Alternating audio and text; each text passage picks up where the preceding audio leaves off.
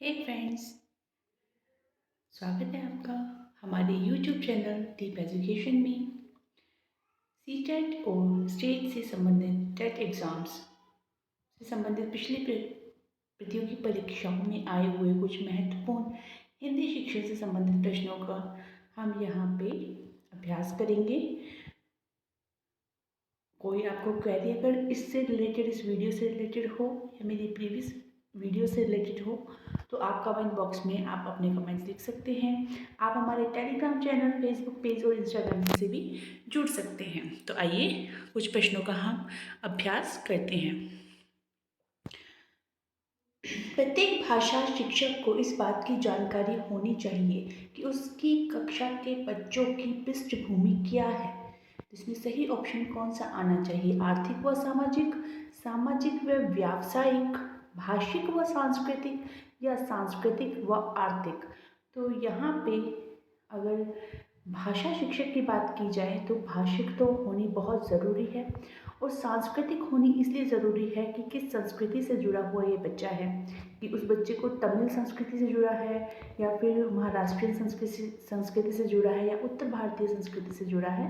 तो इसलिए option number 3 भाषिक व सांस्कृतिक जानकारी एक भाषा शिक्षक को ज़रूर होनी चाहिए, ताकि वो भाषा शिक्षण करवाते समय जो भी महत्वपूर्ण बातें हैं वो ध्यान में रखे और बच्चे की भाषा को समुन्नत बनाने की भरपूर कोशिश करें।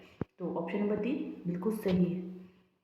7वीं कक्षा में पढ़ाने वाले ऋषभ ने बच्चों को जल संरक्षण पर आधारित सरकार द्वारा जारी पोस्टर दिखाया और चर्चा की। ऋषभ द्वारा जो प्रयुक्त सामग्री है वो कैसी है? अनुपयोगी, मनोरंजक, कृत्रिम या प्रामाणिक? तो इसका सही उत्तर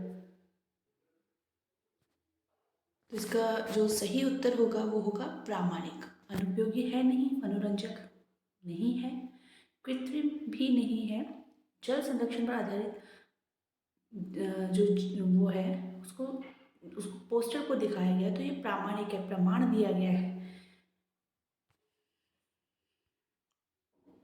गद्य रचना को पद्य में रूपांतरित करना और पद्य को गद्य में रूपांतरित करना डैश में मदद करता है। साहित्य के सर्वोत्कृष्ट सृजन में, अभ्यास प्रश्नों को करने में, भाषा की संरचनाओं पर अधिकार या भाषा व्याकरण पर अधिकार।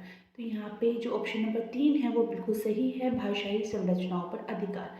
क्योंकि बच्चे का अगर गद्य को पद्य में, पद्य को गद्य में करना आएगा तो उसकी वो भाषाई संरचनाओं को समुन्नत बना सकता है।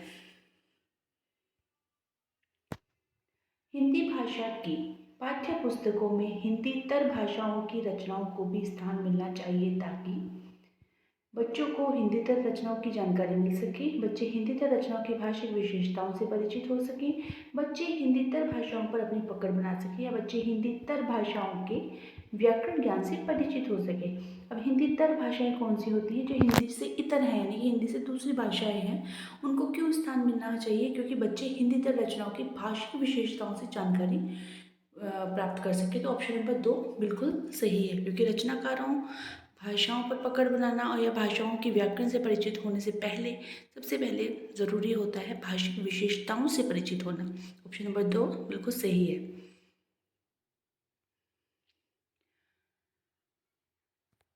उच्च प्राथमिक स्तर पर हिंदी भाषा शिक्षण का एक महत्वपूर्ण उद्देश्य है हिंदी भाषा की नियमबद्ध प्रकृति को पहचानना, हिंदी भाषा के व्याकरण को कंठस्थ करना, हिंदी भाषा के प्रसिद्ध रचनाकारों को जानना या हिंदी भाषा की प्रसिद्ध रचनाओं को जानना। तो इसमें ऑप्शन नंबर 1 बिल्कुल सही है कि हिंदी भाषा की नियमित प्रकृति को पहचाना कैसे जाए।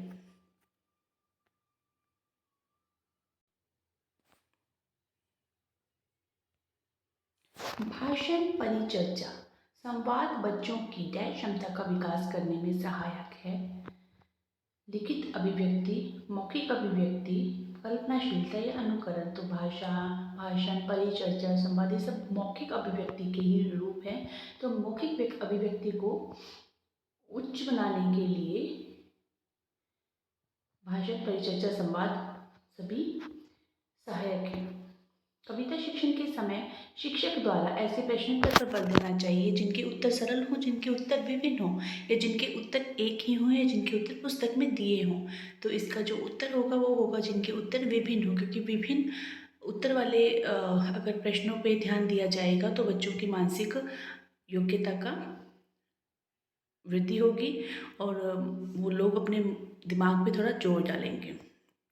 कक्षा 1 में लिखना डैश से प्रारंभ होता है। अक्षर लिखने से, चित्र बनाने से, वाक्य लिखने से या शुरू से। ये तो हम सबके बचपन की बात है, तो हम सबको भी पता होना चाहिए कि जब हम छोटे होते तो हमें चित्रों द्वारा पहचान कराई जाती है। तो कक्षा 1 में हमें लिखना चित्र बनाने से ही शुरू किया जाता है। तो इसका ऑप्शन नंबर जो 2 है वो बिल्कुल सही होगा।